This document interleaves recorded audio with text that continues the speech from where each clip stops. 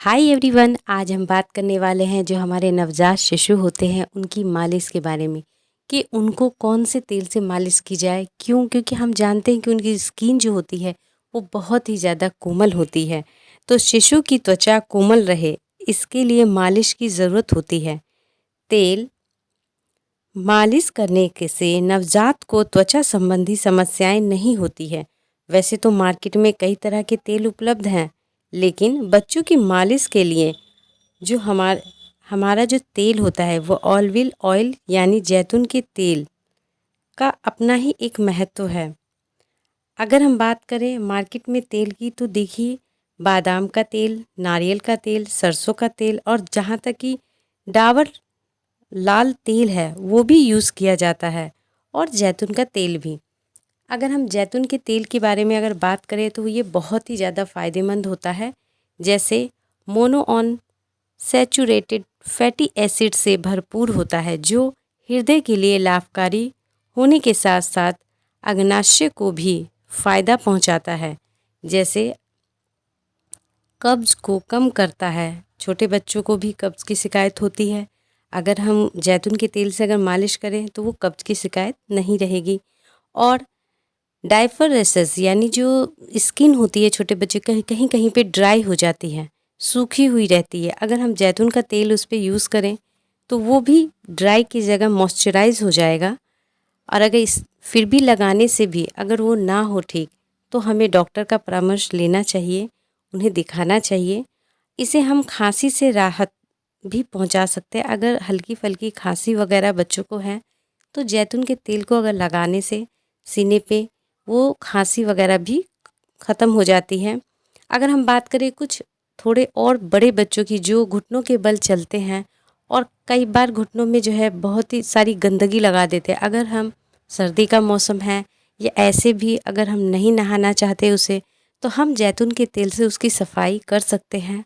और ये जैतून का तेल हमारे बच्चे के मस्तिष्क के विकास के लिए भी बहुत ही ज़्यादा लाभदायक है।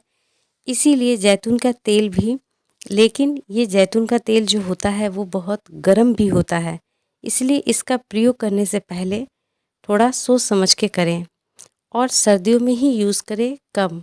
अगर करना हो तो अपने डॉक्टर से भी परामर्श कर लें। दूसरी बात करें अगर हम बादाम के तेल की, तो बादाम का तेल जो होता है वो कैडल कैप से राहत होता है, यानी किसी बच्चों को सूजन वगैरह आ जाता है बॉडी में तो हम ये तेल यूज़ कर सकते हैं। इसमें विटामिन्स ई, फैटी एसिड, कैल्शियम, मैग्नीशियम जो थकान कम करता है। जैसे बच्चे छोटे होते हैं वो भी सोए रहते हैं तो उनके बदन हाथ में दर्द हो या तो हम मालिश करने से उनको नींद आ जाती है, कई बार आपने देखा होगा। इसी की तरीके से अगर हम बात करें तो इसमें vitamins E, potassium, omega 3, fatty acid, magnesium जो बालों के लिए भी बहुत ही ज़्यादा फ़ायदेमंद है। बच्चों के बालों को पोषण देने के लिए भी हम उनके सिर पे जो है तेल की मालिश कर सकते हैं। बहुत से बच्चों को बादाम के तेल से एलर्जी भी होती है, तो ध्यान दें उनके बदन पे अगर रैशेस वगैरह आ जाता है यानी रेड कलर का अगर हो जाए तो उन्हें ना लगाएं। और उनके जो छोटे बच्चे हैं उनकी आँखें, कान और नाक में ना जाने दें, क्योंकि इससे जो है इन्फेक्शन होने का ख़तरा होता है, संक्रामक होने का ख़तरा होता है, तो थोड़ा एहतियात भी रखें। इसी तरह अगर हम बात करें बादाम के तेल की, बादाम के तेल के बारे में जैसा हमने जाना कि इससे बहुत ही ज़्यादा फ़ायदा है, तो थोड़ा इस पे ध्यान भी देना होगा कि उनके नाक, कान, आँख इन सब में ना जाए, ताकि बच्चे को कोई संक्रामक रोग ना लगे। इसके बाद अगर हम बात करते हैं तो जो तिल होता है, तिल का जो असर होता है वो होता है गरम। पहले तो आप ये जान लें, जिस तरीके से जैतून का तेल होता है वो भी गरम होता है, उसी तरीके से तिल का तेल भी गरम होता है। इसका तासीर जो होता है वो गरम होता है। और तिल जो होता है वो एक आयुर्वेदिक तेल है, ठीक है, जिससे शिशु की जो त्वचा होती है वो मॉइस्चराइज के लिए यानी सूखी ना रहे उसके लिए भी यूज़ की जाती है। और ब्लड सर्कुलर जो होता है, मालिश करते हैं तो उनका जो ब्लड सर्कुलर होता है छोटे बच्चों का वो भी ठीक रहता है। और सर्दियों में ही इसका यूज़ किया जाता है, इसी के बाद अगर हम बात करें तो नारियल के तेल की, तो नारियल के तेल के भी अपना ही एक अलग फ़ायदा है। इसे हम सनस्क्रीन का नाम कह सकते हैं। जैसे जो हमारे सूर्य से जो किरणें आती हैं, यूवी जो किरणें हैं, वो नहीं पड़ती है बच्चों की स्किन, यानी ख़राब नहीं होती है। और अगर नॉर्मली ऐसे ही बात की जाए तो जो नारियल का तेल होता है उससे स्किन भी साफ़ होता है, ठीक है, यानी जो कहते हैं गोरापन आता है, ठीक है। दूसरा, अगर हम नारियल के तेल की बात करें तो एंटी बैक्टीरियल जो प्रॉपर्टीज़ होती हैं, जो कई तरह से इन्फेक्शन से भी हमें बचाती है। जो नारियल का तेल है वो कई तरीके के इन्फेक्शन से भी हमें बचाती है। और इसमें जो है ज़्यादा आयरन पाया जाता है, जिससे जो है ब्लड सर्कुलर भी ठीक रहता है। और विटामिन सी, ई और के भी होता है, जो के साथ सेहत के साथ जो है त्वचा के लिए भी बहुत ही ज़्यादा बेनिफिट है। कई बार आपने देखा है कि छोटे बच्चों के मुंह पे थोड़ा दाने से निकल जाते हैं। अगर हम नारियल का तेल यूज़ करें और उसके फेस को भी, यानी नारियल के तेल लगाएं फेस पे, लेकिन ज़्यादा ना लगाएं जिससे जो है चिपचिपापन आ जाए।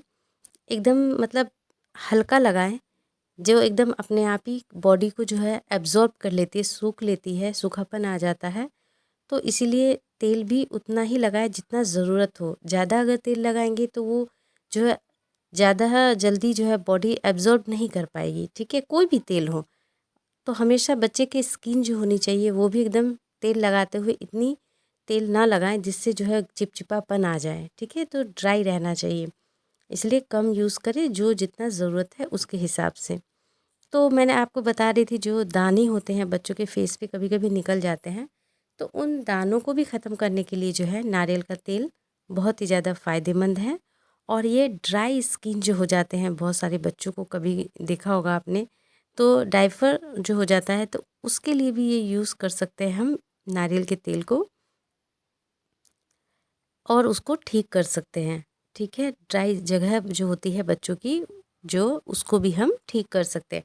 इसके बाद अगर हम बात करें सरसों के तेल की, तो सरसों का तेल जो होता है वो भी हमारे ब्लड सर्कुलर को बढ़ावा देता है, शरीर को गर्म रखता है। अब यहाँ पे देखिए, जो सरसों का तेल है वो भी, उसका भी तासीर गर्म होता है, ठीक है, गर्म होता है। तो और आपको पता है सरसों का तेल जो होता है थोड़ा गाढ़ा भी होता है, ठीक है। अगर हम इसमें बात करें, हर जो भी तेल है, बादाम का तेल, जैतून का तेल भी गाढ़ा होता है और इसका भी तासीर गर्म होता है।